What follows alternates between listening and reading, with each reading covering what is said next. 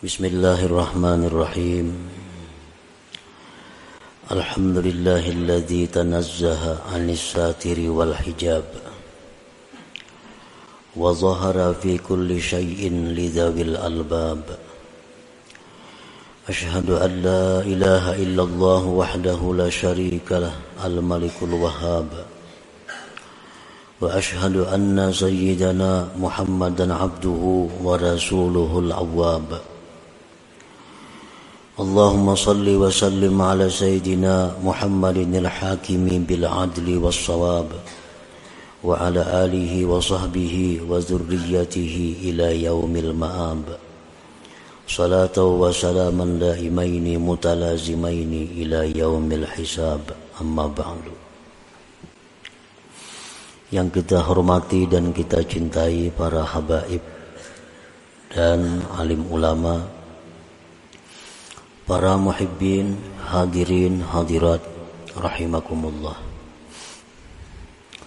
Alhamdulillah, segala puji bagi Allah atas anugerah yang selalu dilimpahkan kepada kita. Salawat dan salam kepada junjungan kita Nabi besar Muhammad sallallahu alaihi wasallam dan kepada para sahabat, zurriyat dan pengikut beliau sampai hari akhir. Al-hikmatu tsalisatu wassalasun minal hikamil ataiyah. Qala al-Imam Ahmad ibnu Athaillah As-Sakandari rahimahullah wa nafa'ana bi ulumi. Hikmah yang ke-33 dari Al-Hikam Al-Ataiyah. Berkata Imam Ahmad bin Athaillah As-Sakandari rahimahullah, al-haqqu laisa bimahjubin anka, innamal mahjubu anta anin nazari ilaih.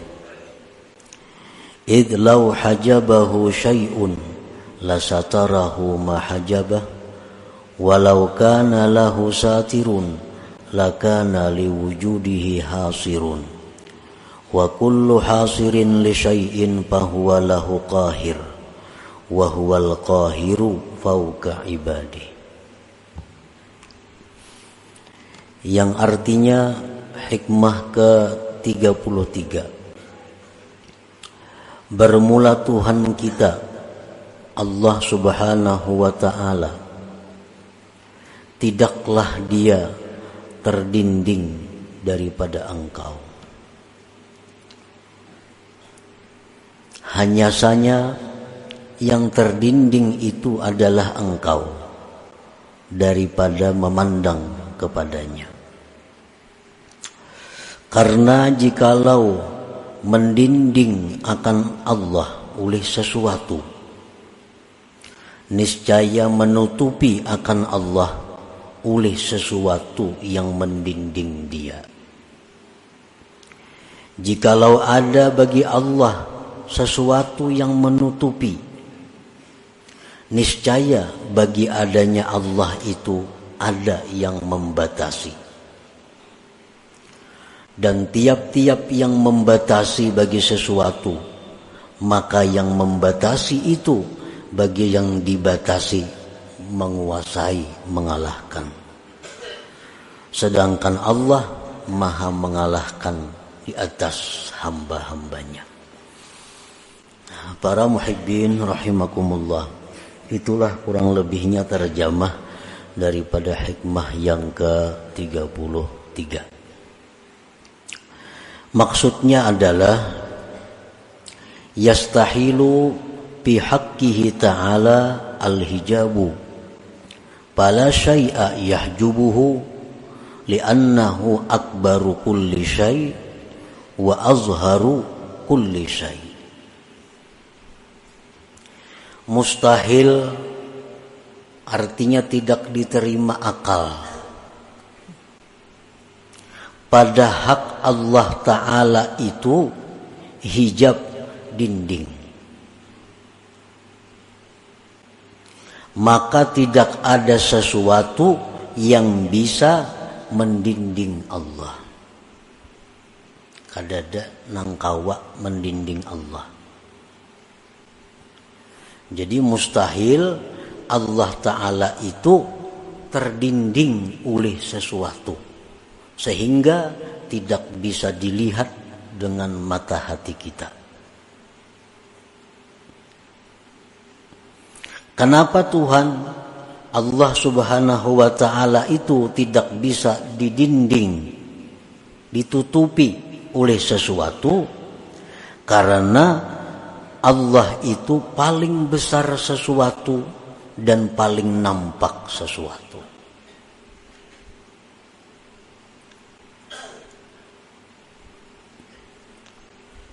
Allah itu maha besar. Selain daripada Allah itu kecil. Maulah nang kecil ini melindungi lawan yang maha besar. Kan mustahil.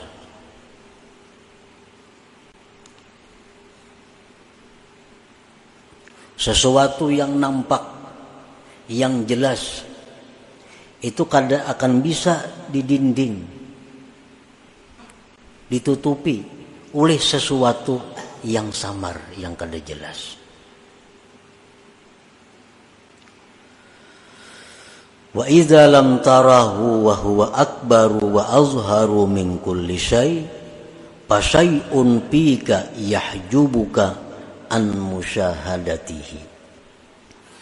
Apabila mata hati engkau itu tidak melihat Allah, padahal Allah itu paling besar sesuatu, Allah itu paling nampak dari segala sesuatu. Apabila mata hati kita tidak bisa melihatnya, maka berarti ada sesuatu pada engkau yang mendinding engkau daripada menyaksikan Allah Subhanahu wa Ta'ala. Berarti masalah ini pada kita. Allah Ta'ala itu maha nampak. Allah Ta'ala itu maha besar. Dimanapun kita berpaling, di sana Allah. Tetapi kita kada melihat. Berarti yang punya masalah ini kita. Kita yang bermasalah. Mata kita. Orang samun melihat baiknya jurang itu. Kita kada melihat. Berarti kita nang masalah ini.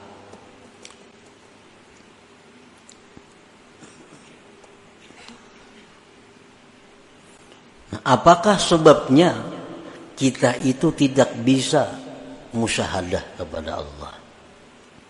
Apa sebabnya kita ini kada bisa ingat lawan Allah? Kadang-kadang kita di hadapan Baitullah, ya tuh kada ingat lawan Allah. Padahal yang di hadapan kita ini adalah Baitullah. Amun di pasar kada ingat karena raminya orang, sibuknya orang. Lalu kita kada ingat lawan Allah. Ini kadang-kadang kita rahatan sembahyang, rahatan membaca kalam Allah Al-Quran, membaca tabarak nih, maghrib, membaca yasin. Kita kada ingat lawan Allah. Ini berarti di dalam diri kita ini ada penyakit, ada sesuatu yang menyebabkan kita kada bisa ingat, kada bisa musyahadah kepada Allah. Nah, wa idza lam tarahu wa huwa akbaru wa azharu min kulli syai' fa syai'un fika yahjubuk an musyahadatihi. Bila mata hati engkau tidak bisa melihat Allah, padahal Allah itu maha besar, Allah itu maha nampak dari tiap-tiap sesuatu, maka ada sesuatu pada diri engkau yang mendinding engkau daripada memandang atau musyahadah kepada Allah. Nah, para muhibbin rahimakumullah, di dalam sembahyang berapa kali kita diperintahkan untuk melapazkan Allahu Akbar? Berapa kali? Mulai nang wajib sampai nang sunat. Nah, tujuannya apa? Tujuannya supaya kita ini ingat bahwa yang maha besar itu Allah. Yang perlu diingat itu adalah Allah. Yang perlu ditakuti itu adalah Allah. Yang perlu diharap itu adalah Allah. Begitu kita hendak berdiri, siap menghadap kiblat, kita disuruh Allahu Akbar. Nah, Allah maha besar. Artinya apa? Supaya mulai kita ucap Allahu Akbar itu, yang lain ini hilangan karena halus-halus. Setiap kali kita berhadapan dengan yang besar, ada yang halus-halus, nah halus itu ada kelihatan lagi. Nah, makanya disuruh Allahu Akbar. Hendak ruku, supaya ruku kita ini bujur-bujur kepada Allah. Jangan sampai di dalam ruku itu ada hati kita selain Allah. Disuruh pulang kita Allahu Akbar, hanya ruku. Nah, jadi ini merupakan peringatan-peringatan tanbihat, agar kita selalu memandang, selalu mengingat yang memang berhak untuk diingat. Karena itu yang maha besar, yang maha nampak.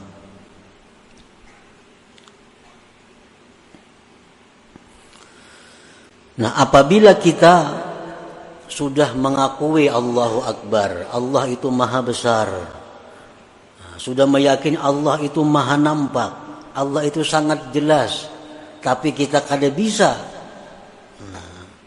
melihatnya, kada bisa mengingatnya, berarti ada penyakit di dalam diri kita yang wajib kita hilangkan penyakit itu.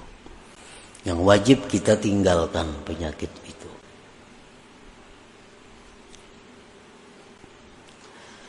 Nah, apa penyakitnya?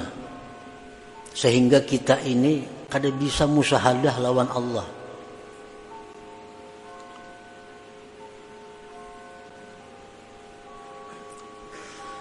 Disebutkan oleh Imam Ahmad Ibnu Athaillah di dalam hikmah yang berikutnya. Al-hikmatur rabi'atu wathalasun. Ini hikmah yang ke-34 ini menjelaskan kepada kita penyakit yang menyebabkan kita selalu lupa kepada Allah. Ukhruj min awsafi basyariyatik an kulli wasfin munakidin li'ubudiyatik litakuna linida'il haqqi mujiba wa min hadratihi qariba. Keluarlah engkau dari sifat-sifat kemanusiaan engkau, dari tiap-tiap sifat yang bertentangan dengan kehambaan engkau, agar engkau bisa menyahut panggilan Tuhan dan bisa dekat kepada hadrat Tuhan. Nah, jadi ternyata yang menyebabkan kita ini kada bisa musyahadah kepada Allah, yang menyebabkan mata hati kita ini selalu terlinding daripada menyaksikan Allah, ternyata penyebabnya adalah sifat-sifat basyariah kita, sifat-sifat kemanusiaan kita yang bertentangan dengan kehambaan kita.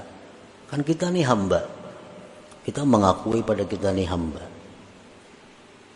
tetapi sifat-sifat hamba itu kada kita hiraukan dalam diri. Kita mengakui hamba, tetapi kita kada memperhatikan apa sebenarnya yang dilakukan seorang hamba itu.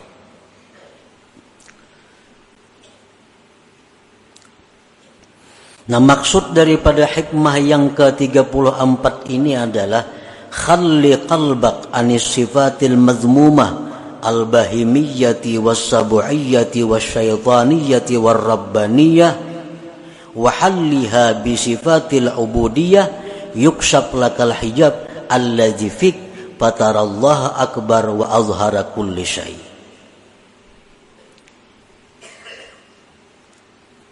Bersihkan hati engkau dari sifat yang tercela, baik sifat kebinatangan, sifat kebuasan, sifat syaitan, sifat ketuhanan yang ada dalam hati kita itu mesti dihilangkan. Karena itu yang menghalangi kita daripada musyahadah. Itu yang menyebabkan kita ini lupa kepada Allah. Lupa kepada Allah. Padahal kita berada di tempat yang semestinya Allah sangat jelas. Dan perhiasilah hati itu dengan sifat-sifat kehambaan. Niscaya dibukakan bagi engkau dinding yang ada pada engkau, sehingga engkau bisa melihat Allah itu maha besar, Allah itu maha nampak daripada segala sesuatu. Jadi hijabnya ini, dindingnya ini pada diri kita. Selama hijab itu kada kita hilangkan dari diri kita, apapun ilmu yang kita pelajari tetap kada akan bisa musyahadah kepada Allah. Tetap kada akan bisa khusyuk dalam menjalankan ibadah. Selama kita masih bersifat dengan sifat-sifat yang tercela itu. Ini masih ada hubungannya dengan hikmah yang ke-32 minggu dahulu. Ini telah disebutkan pada minggu dahulu bahwa yang utama bagi engkau itu adalah menghilangkan keaiban diri engkau. Itu yang utama. Amalan-amalan nang pacang bakaramat, amalan-amalan nang pacang sugih, amalan-amalan nang pacang dihormati orang, kada usah digawi. Kalau masih kita punya sifat-sifat yang tercela. Amalan hendak masuk surga kada usah dibaca. Kalau masih ada pada diri kita sifat yang tercela, cari amalan yang bisa menghilangkan sifat tercela itu.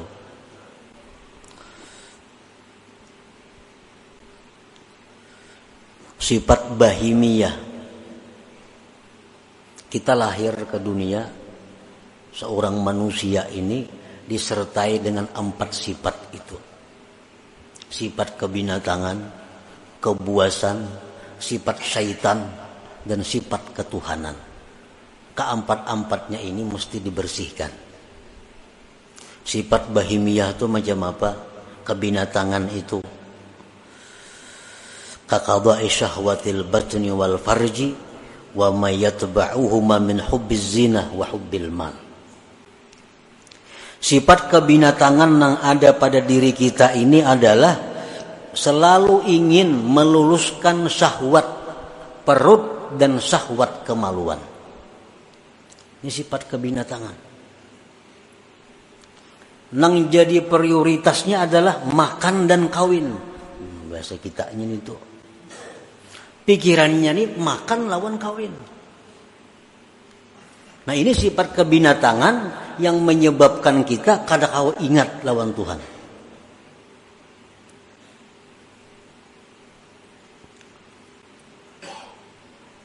Dan sifat yang mengikuti makan dan kawin. Kenapa namanya ikuti? Pertama, kalau orang ketujuh makan itu pasti ketujuh lawan duit, karena kada kawang makan kada berduit.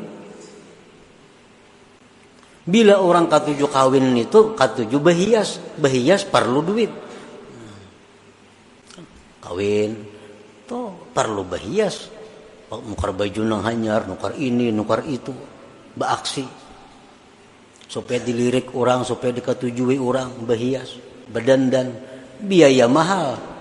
Nah perlu kepada duit. Nah sifat itu nang maulah kita ini kada kawa bujur di dalam ibadah kita.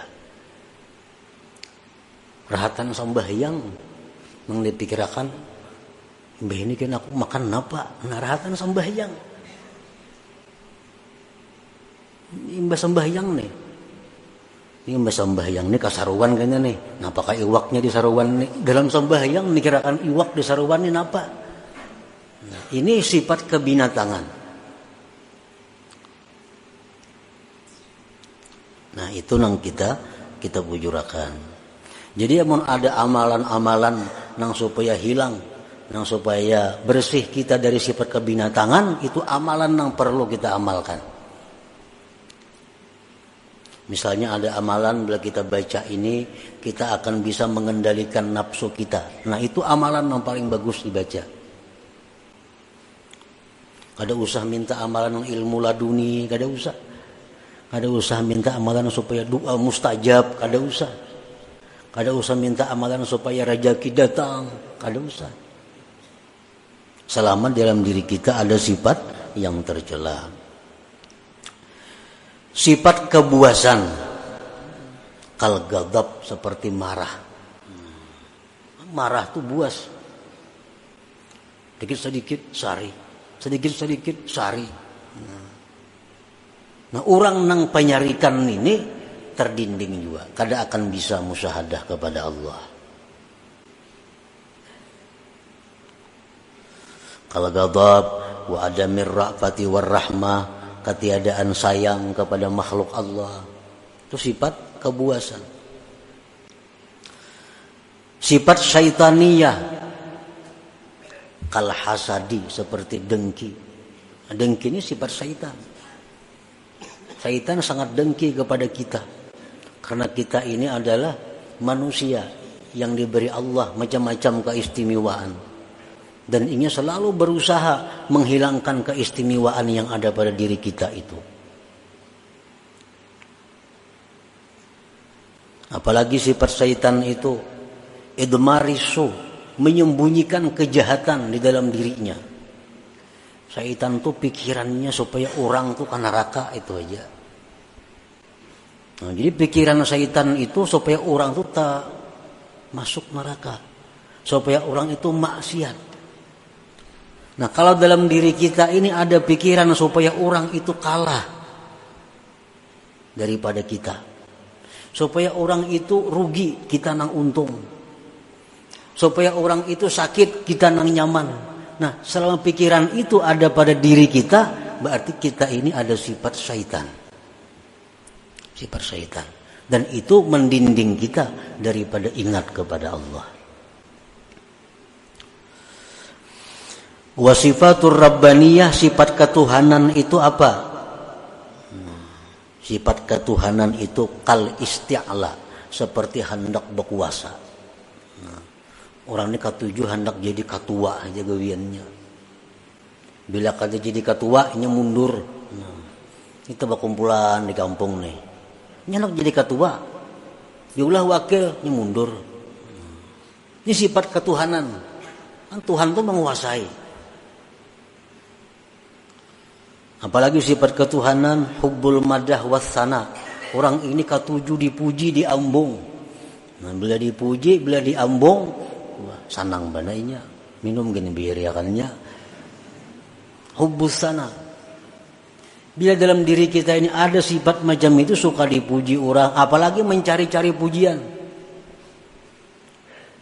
Nah, itu sudah. Nah, jadi itu pendinding kita nang maulah kita ini kusut beribadah kada kawalawas, datang pendudian bulik pendahuluan, datang pendudian bulik belakalakas pendahuluan. Ini kan apa? Karena ada sifat-sifat yang tercela ini dalam hati. Mun kita bailang ke rumah orang umpamanya, bilang ke rumah orang, ampun rumah kada mau menghadapi, ampun rumah kada mau menghadapi, apalagi nyurungi banyu kada mau, menghadapi aja kada mau. Pasti pikiran kita napa? Nak lakas bulik kayak gitu, nak lakas bulik aja. Napa orangnya kada menghadapi, banyunya kada ada keluar. Nah kayak itu juga kita beribadat di majelis taklim di masjid. Kalau Allah itu berpaling dengan kita, nak lakas tu bulik. Kenapa? Ini ampunnya kada menghadapi. Nah, tapi kalau orang-orang yang dihadapi Allah, apalagi di tempat ibadah itu dijauh oleh Allah, nah, semalaman tahan duduk. Nah, karena orang ini dihadapi Allah, dijauh oleh Allah, artinya bisa menyaksikan mata hatinya kepada Allah Subhanahu wa taala. Dan ini kebanyakan kita. Mengapa aja urusan kebaikan nak lakas tuntung. Bila urusan kebaikan pasti hendak lakas tuntung. Mereka kada sanggup itu menghadapi. Nah, kenapa? Karena Allah berpaling. Inya kada bisa melihat. Mata hatinya kada kuntak. Nah, karena terdinding oleh sifat-sifat yang kebinatangan yang berkuasa dalam diri kita. Nah kemudian lagi sifat kehambaan. Nah sifat kehambaan yang mestinya sifat kita tuh. Pertama taat. Itu sifat seorang hamba. Mestinya taat kepada Allah, taat kepada hukum. Ini sifat seorang hamba. Apalagi sifat seorang hamba itu tawadhu. Itu sifat hamba, tawadhu. Apalagi sifat hamba ikhlas, berbuat itu untuk tuannya, beramal untuk Allah. Nasihat, ini sifat hamba. Nasihat ini artinya apa? Menghendaki agar kawan ini nyaman, agar kawan ini baik, agar kawan ini selamat. Itu nasihat. Itu sifat seorang hamba. Nah bila sudah sifat-sifat kebinatangan, kebuasan, syaitan, sifat rabbaniyah itu sudah kita hilangkan dari diri kita dan kita hiasi hati dengan sifat kehambaan kita, maka otomatis sudah kita bisa musyahadah kepada Allah. Musyahadah kepada Allah. Sembahyang kita memandang Allah, ibadah kita membaca Quran memandang Allah. Maka akan kita temukan kenikmatan-kenikmatan ibadah, kelezatan-kelezatan ibadah. Fahina idin tasduqu fi qaulika Allahu Akbar. Nah, maka pada ketika itu engkau menjadi orang yang jujur dalam perkataan engkau Allahu Akbar. Kita ini kada jujur banyak. Kita harus mengakui bahwa kita ini kada jujur. Terutama kepada Allah. Terutama kepada Allah. Kita mengucap Allahu Akbar. Nahap Allahu Akbarnya. Angkat tangan lagi. Tapi pada praktiknya kita kadang menganggap Allah itu yang besar. Ada usaha kita yang maha besar. Ada duit kita yang maha besar. Jabatan kita yang kita agungkan mati-matian. Ini kada jujur dengan Allah. Dalam sembahyang, inna salati, sembahyang ulun, wa nusuki, ibadah ulun, wa mahyaya, hidup ulun, wa mamati, mati ulun, lillah, bagi Allah Rabbil Alamin. Itu pengakuan dalam sembahyang. Jujurlah kita itu, hidup kita ini untuk Allah. Jujurlah kita mati untuk Allah. Jujurlah kita beribadah untuk Allah. Nah ini kebanyakan kita kada jujur.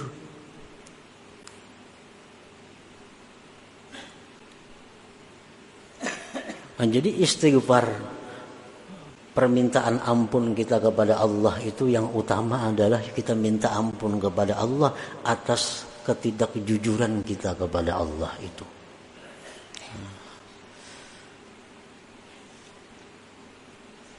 Fahina idin tasduqu fi qaulika Allahu Akbar, maka pada ketika itu engkau sudah bisa bersih hati dari sifat yang kada baik dan sudah berpakaian dengan sifat yang baik.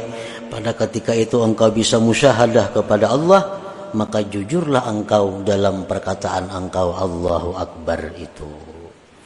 Namun kita melihat nang besar itu nang lain kada kelihatan lagi, mestinya macam itu. Nang ganal, di hadapan kita ini nang ganal, nang di belakang itu halus-halus kada kelihatan lagi. Tapi kita ini sebaliknya, nang halus-halus itu nang nampak lawan kita, nang hina-hina, nang binasa ini nang nampak lawan kita. Sedangkan yang maha besar sebenarnya terdinding daripada kita. Nah, para muhibbin rahimakumullah. Jadi itu yang perlu kita usahakan, yang perlu kita pikirkan, jangan ditunda-tunda. Kaina-kaina jangan, kayak apa caranya supaya kita bisa bujur dalam ibadah kita. Kita supaya beribadah kepada Allah itu U'budillah ka'annaka tarah. Beribadahlah kepada Allah seolah-olah engkau itu melihat kepada Allah. Nah, kita kalau disuruh beribadah melihat Allah Ta'ala. Nah, karena di dalam hati kita banyak penghalang, banyak pendinding. Kalau Allahnya nampak, Allahnya jelas, tapi kitanya yang punya masalah.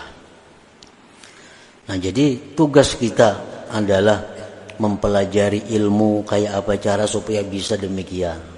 Mencari amaliyah kayak apa supaya bisa jadi demikian. Itulah pekerjaan yang paling afdal yang kita kerjakan pada saat kita dipenuhi dengan sifat-sifat yang tercela itu. Nah, selanjutnya hikmah yang ke-35. Ila hadratin Nabi sallallahu alaihi wasallam al-Fatihah. Bismillahirrahmanirrahim. Iyyaka na'budu wa iyyaka nasta'in. Shiratal ladzina